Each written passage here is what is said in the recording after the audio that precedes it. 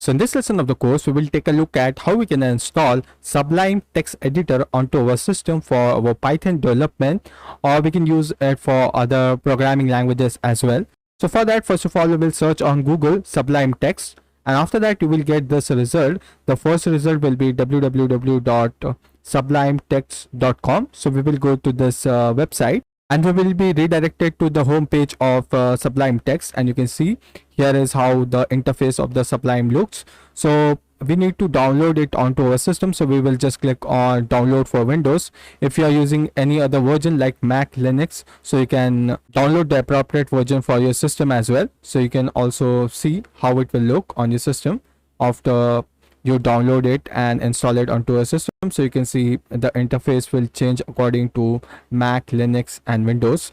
So I have already downloaded it onto our system. So if you scroll down, you will be able to see what's new into this Sublime Text Editor, and you can get a knowledge about what you can do and what different features it offers.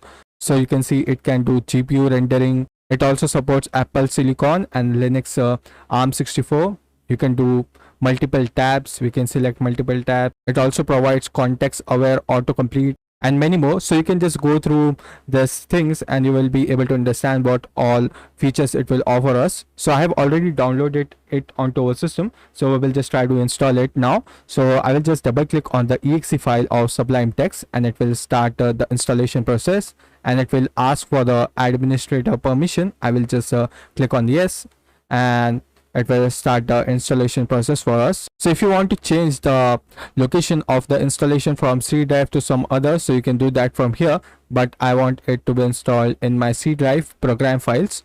So for now I will just click on next. On the next page, it will ask us to add to the Explorer, so I want it to be in my Explorer. So I will just select this checkbox and click on next, and I will just click on install, and it will start installing it on my system. And you can see it has only taken few seconds to install it on my system. So I will just click on finished. So after that, we will just go to our start menu, and at the top you can see here is the Sublime Text Editor. So I will just click on it, and it should open the Sublime Text Editor for us. So you can see here is the Sublime Text Editor, and we have successfully installed it onto our system. So you can also change its UI and different things you can do with it. So now we have successfully installed the Sublime Text Editor onto our system. So that was it for this lesson. Let's move to the next lesson of this course.